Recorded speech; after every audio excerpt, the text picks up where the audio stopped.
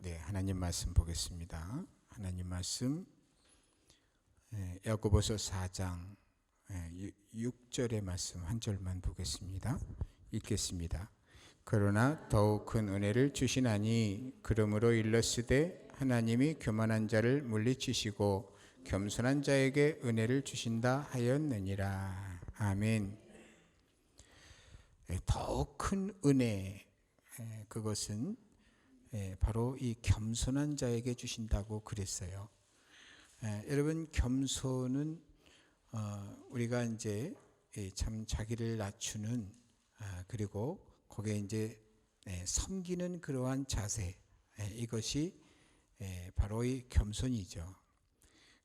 남보다 나를 보다 비교해서 내가 낫다, 이런 하는 이런 사람은 교만한 사람으로 치죠. 그런데 하나님께서 오늘 말씀해 보니까 하나님께서 뭐라고 그러셨죠? 하나님이 교만한 자를 물리치시고 겸손한 자에게 은혜를 주신다 하였느니라. 이 세상에서 가장 겸손한 분이 누굴까요?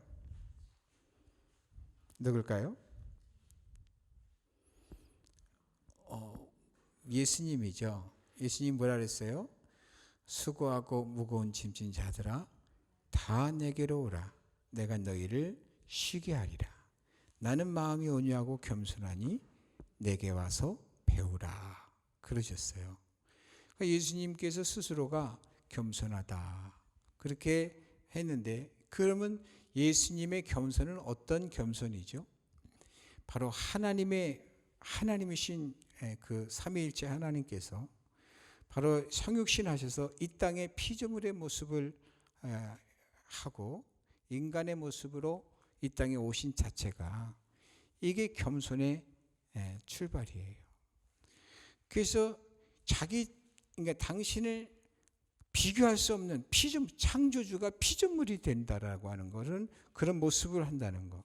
그리고 이 땅에 오셔서도 우리가 알다시피 이 30년 동안을 묵묵히 부모님을 섬겼어요. 그래서 법적인 아버지지만 그 요셉이 직업이 목수잖아요.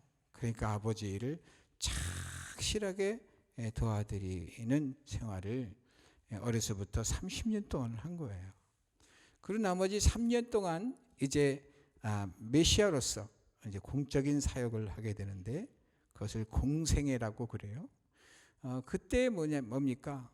바로 얼마든지 예수님은 마음대로 할 수 있는 분이지만 마음대로 하지 않았어요. 누구의 뜻대로 했을까요? 성부 하나님의 뜻대로 한 거예요. 그래서 이 겸손이라는 것은 내 뜻대로 하는 것이 아니라 성부 하나님의 뜻대로 하는 거예요. 예수님의 겸손은 그거고, 우리의 겸손은 뭐냐니까 성삼위 하나님의 뜻대로 하는 거예요. 그게 겸손이에요. 그러니까 겸손한 사람은 항상 여쭤봐요. 이 땅에 사는 사람들도 보게 되면 참 되먹은 겸손한 그러한 사람은 항상 어른한테 이제 그 양해를 구하고 여쭙기도 하고 자문을 듣기도 하고 그러죠. 근데 교만한 사람은 남의 얘기를 들어야 안 들어요? 안 듣잖아요. 겸손한 사람은 그래서 하나님 말씀을 최고로 여기고 하나님께 여쭙고, 그리고서 뭐냐면 사람들의 이야기도 들어요. 왜 그러냐니까 하나님께서 사람과 상황을 통해서 역사하시기 때문에 그래요. 그래서 때로는 사람을 통해서 뭐냐면 하나님께서 말씀을 하실 때가 있어요. 그렇기 때문에 누가 무슨 이야기를 하게 되면, 충고를 하게 되면 기분 상해하지 않냐고, 혹시 하나님의 뜻인가? 그래서 기도면 이렇게 듣는단 말이에요.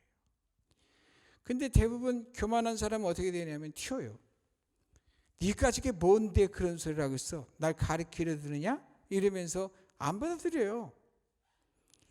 그래서 정말 이 겸손이라는 사람은 다른 사람의 이야기를 존중해주고 그 얘기를 다 듣고 나중에 그런 마음을 써준 거에 대해서 고맙다고까지 얘기를 한단 말이죠.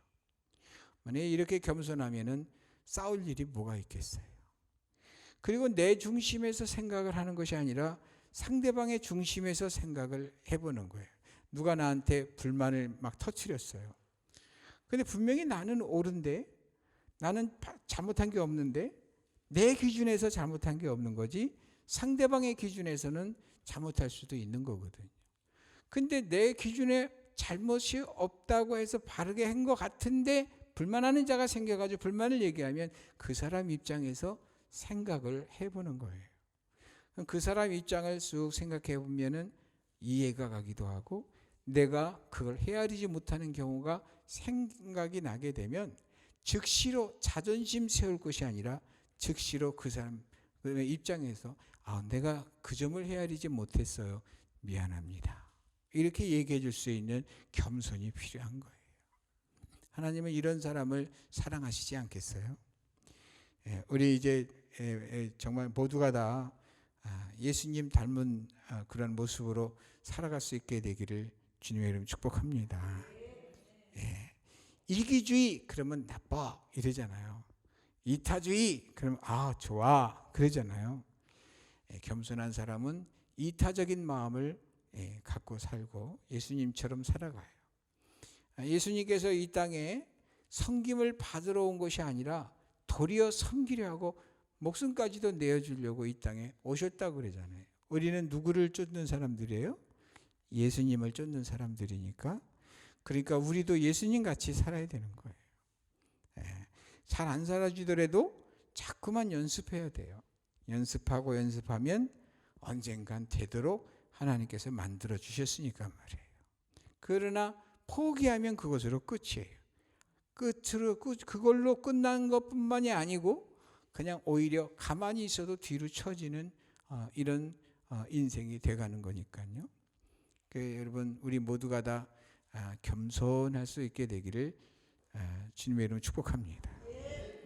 근데 이 설교가 끝나고 딱 이렇게 그 좌우를 딱 살펴갖고 눈이 마주치는 순간 저 사람보다 내가 낫다 둘 중에 어느 거예요? 낫다 어느 거예요? 낫다? 그건 겸손하신 거야. 근데 낫다 이러면은 이건 교만한 거거든.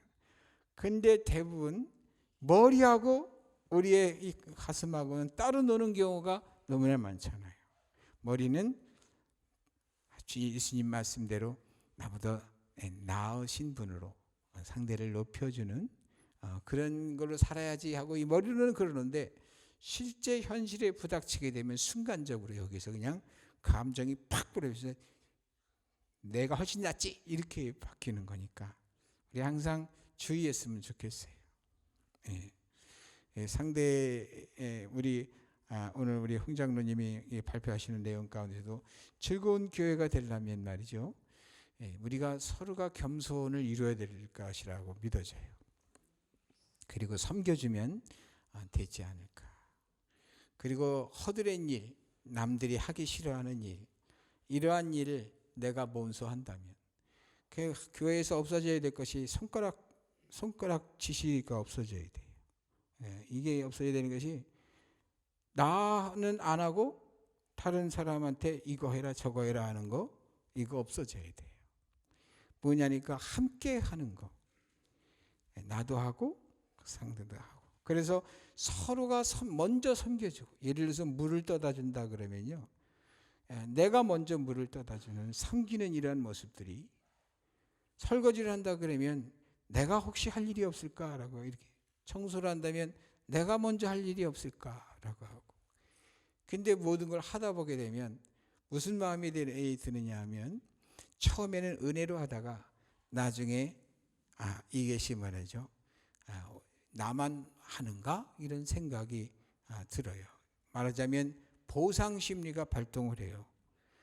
내가 이렇게 했으면 뭔가 사람들이 나한테 대접해 줘야 될 거 아니야? 좀 알아줘야 될 거 아니야?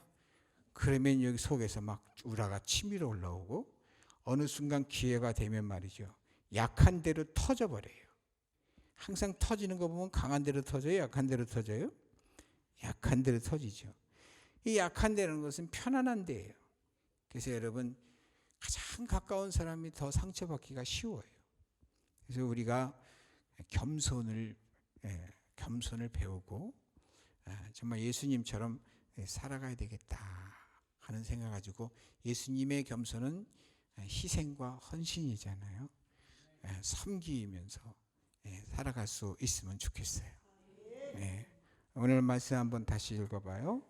그러나 더욱 큰 은혜를 주시나니 그러므로 일러스되 하나님이 교만한 자를 물리치시고 겸손한 자에게 은혜를 주신다 하였느니라.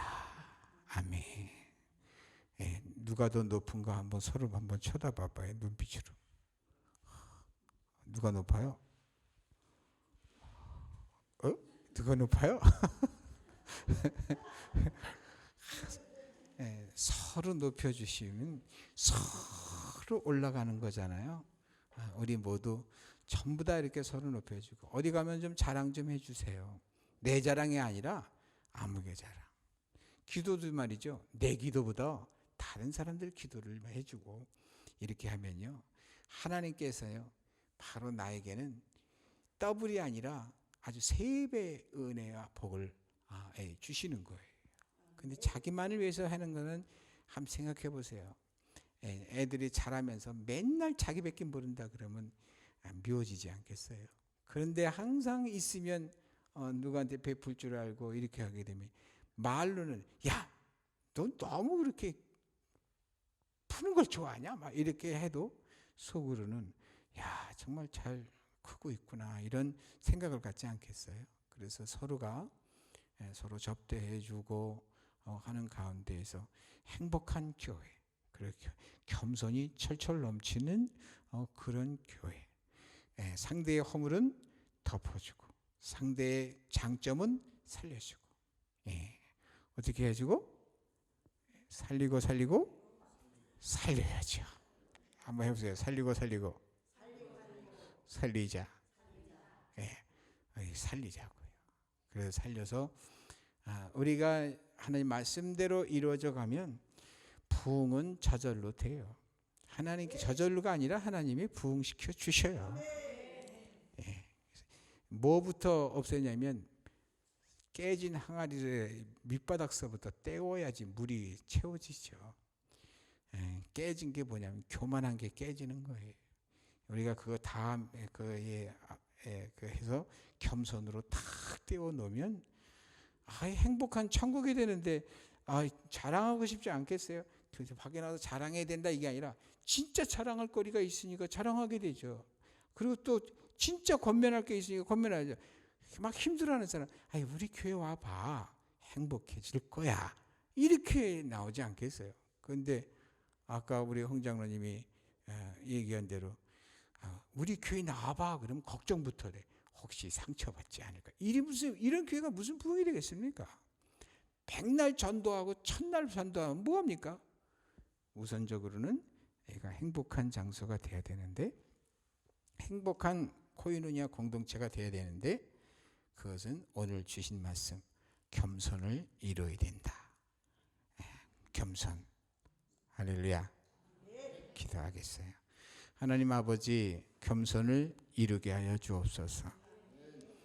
주님께서 교만한 자는 물리치신다고 그랬는데, 그동안 우리가 정말 교만했는지 또 겸손했는지, 우리가 날마다 거울을 볼 때마다, 내 자신을 비춰볼 때마다 내가 내 스스로를 들여다보며 진단하고, 혹여라도 교만의 상태가 있다면 반드시 고치게 하여 주시고, 겸손한 모습, 예수님의 형상을 닮아가게 하여 주옵소서. 이 교회는 하나님께서 우리로 하여금 이 지역을 복음화하라고 이곳에 설치해 주신 곳인데, 하나님, 우리가 그 일을 제대로 못한다면 하나님 앞에 가서 얼마나 부끄럽겠습니까? 주님 아버지, 부끄러운 인생 사는 것이 아니라 하나님께서 영광의 멜루간을 씌워주는 그런 삶이 사라질 수 있도록 도와주시옵소서. 그래서 오늘 주신 말씀, 겸손을 이루게 하여 주옵소서. 섬김을 이루게 하여 주옵소서. 상대를 높여주고 존중해주는 그러한 언행 심사가 구성되게 해 주옵소서. 그래서 반드시 이 교회가 하나님의 교회요 천국이 되게 하여 주옵소서. 주님께서 그리 역사일 줄 믿고 성령으로 도와줄 줄 믿고 예수님의 이름으로 기도했습니다. 아멘. 하늘에 계신 우리 아버지여, 이름이 거룩히 여김을 받으시오며 나라의 임하옵시이며 뜻이 하늘에서 이룬 것 같이 땅에서도 이루어지이다. 오늘날 우리에게 일용할 양식을 주옵시고 우리가 우리에게 죄진 자를 사하여 준 것 같이 우리 죄를 사하여 주옵시고 우리를 시험에 들게 하지 마옵시고 다만 악에서 구하옵소서. 대개의 나라와 권세와 영광이 아버지께